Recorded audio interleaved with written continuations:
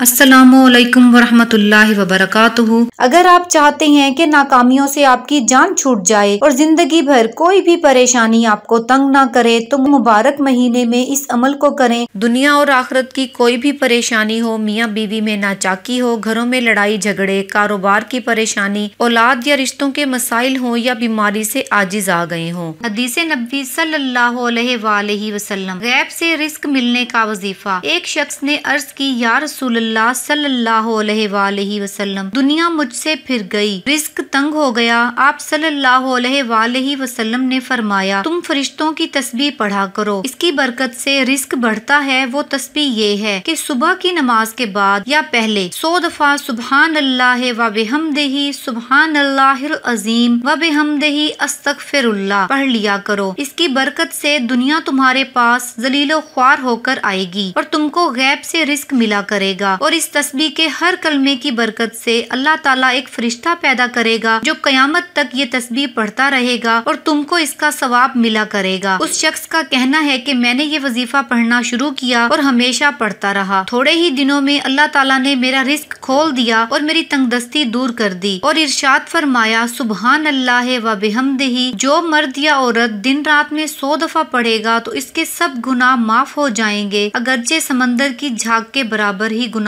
क्यों ना हो। सदका जारिया की नियत से वीडियो को लाइक और शेयर कर दें। जज़ाकल्लाह, अल्लाह हाफिज।